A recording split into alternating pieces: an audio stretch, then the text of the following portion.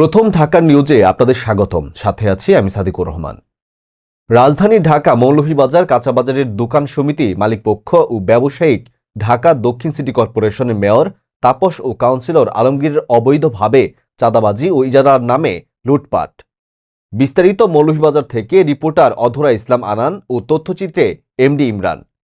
মৌলভীবাজার ও কাঁচাবাজারের মালিকপক্ষ ও ব্যবসায়ীরা ক্ষিপ্ত হয়ে এই চাঁদাবাজি ও লুটপাট বন্ধ করার জন্য 3 দিনব্যাপী মানববন্ধন রেখেছেন এবং মৌলভীবাজার মৎস্য সমিতির পক্ষ থেকে এই মানববন্ধনে বক্তব্য রেখেছেন মালিক সমিতির সাধারণ সম্পাদক মোহাম্মদ সিরাজউদ্দিন।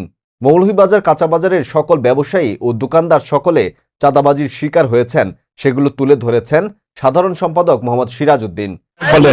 আমাদের দাবি হলো বৈষম্যবিরোধী ছাত্র আন্দোলনের পর নতুন বাংলাদেশ স্বাধীন হয়েছে। তো স্বাধীন হওয়ার পর অনেকে বৈষম্যের শিকার যারা ছিল তারা স্বাধীনতা পেয়েছে। আমরা এখন বৈষম্যের শিকার পর্যায়ে রয়ে গেছি। বিগত সরকারের চাঁদাবাজ মেয়র তাপস, অত্র এলাকায় 31তম ওয়ার্ড চাঁদাবাজ কাউন্সিলর শেখ আলমগীর অবৈধভাবে 100 বছরের পুরনো আমাদের বংশপরম্পরার ঐতিহ্য বাজার মৌলভীবাজার, যেটা সম্পূর্ণ মালিকানাধীন, এই বাজারে অত্যাচার জুলুম নির্যাতন করে অবৈধভাবে চাঁদাবাজি করে গেছে। এই চাঁদাবাজির বিরুদ্ধে আমাদের আজকে অবস্থান। এই চাঁদাবাজির আলোকে গত 17 ডিসেম্বর সিটি কর্পোরেশন তার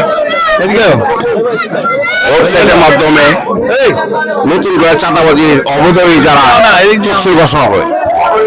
সেই আলোকে আমরা সিটি কর্পোরেশন, স্থানীয় সরকার মন্ত্রণালয় সচিব, ডিসি নিকটস্থ থানায় আমাদের অ্যাপ্লিকেশন জমা দেয়। তো সম্পত্তি বিভাগ সিটি কর্পোরেশন আমাদের সাথে আলোচনা না করে নতুন ভাবে ইজারা দেয়। এই ইজারা নেয় একক ভাবে, কোনো ড্র নাই, একাধিক কোনো ড্র নাই, একক ভাবে এই চক থানার আহ্বায়ক সাবাকুল লাকি যুবদল বিএনপির তাকে ইজারা দেয়। এই ইজারা আলোকে আবার আমরা নতুন করে অ্যাপ্লিকেশন দিই। এটা কর্ণপাত না করে আমাদের গত সপ্তাহখানিক আগে ম্যাজিস্ট্রেট সহ বাজার চাঁদা তুলতে আসে, আমরা প্রতিরোধ করি। গতকালকে আমরা গিয়েছিলাম সিটি কর্পোরেশন নগর ভবনে, সম্পত্তি বিভাগের কর্মকর্তা জনাব আবির হোসেন সাহেব, তার সাথে দীর্ঘ 3 ঘন্টা আমাদের বৈঠকে এক পর্যায়ে সে বলে বিগত 4 বছর যেহেতু ইজারা আমরা টাকা রাজস্ব আদায় করছি, আগামীকাল সকাল থেকে আমরা রাজস্ব আদায় করবি। তখন আমরা বললাম যে এই সম্পত্তি তো মালিকানাধীন, সিটি কর্পোরেশনের সম্পত্তি বিভাগ তালিকানা আপনাদের মালিকানা নাই, ডিসির ওখান থেকে আপনারা মালিকানা পাননি। এই সম্পদ সিএস, এসএ, আরএস, মহানগর সম্পূর্ণ ব্যক্তি মালিকানা। এই ক্ষেত্রে আপনি ইজারা দেন কিভাবে? তখন সে কোনো প্রত্যুত্তর না দিয়ে বলে, না আমাদের যেহেতু খাস যে কোনো জায়গায় ব্যক্তি মালিকানা ধীর সম্পত্তি হলেও আমাদের প্রয়োজন পড়লে আমরা ইজারা দিতে পারি।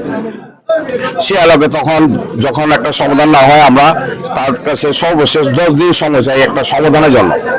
সে সমাধানের আলোকে কথা কর্ণপাত করে বলে আগামীকাল আমরা চাঁদা বা ইজারা তুলবই।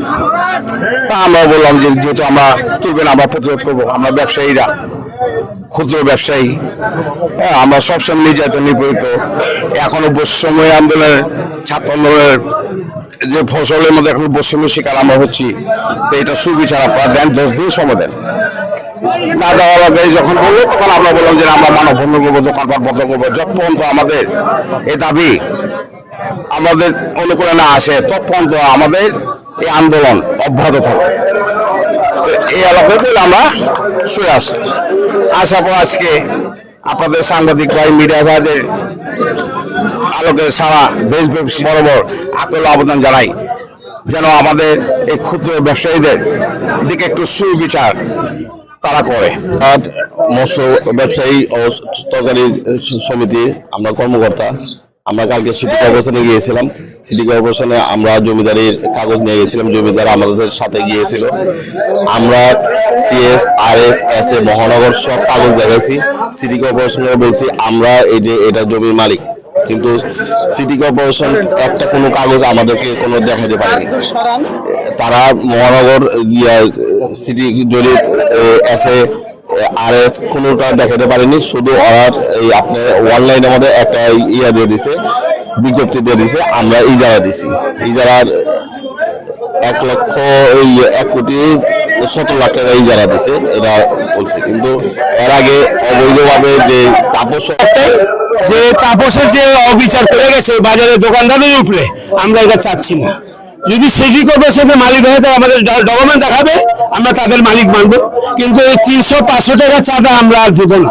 আমাদের রয়্যালটি হয়েছে 4.5 বছর, আমাদের বহুত জুলুম অত্যাচার হচ্ছে, এই জুলুম থেকে বাঁচতে চাই আমরা। এই সরকার বর্তমান যে আছে। আয়োজনে মৌলভীবাজার কাঁচা বাজারের দোকান সমিতি ও মৌলভীবাজার মৎস্য সমবায় সমিতি লিমিটেড 3 দিন ব্যাপী তাদের এই মানববন্ধন অব্যাহত চলবে এবং আগামীকাল বাংলাদেশ প্রেস ক্লাবের মৌলভীবাজার কাঁচা বাজারের সকল ব্যবসায়ীরা মানববন্ধন করব।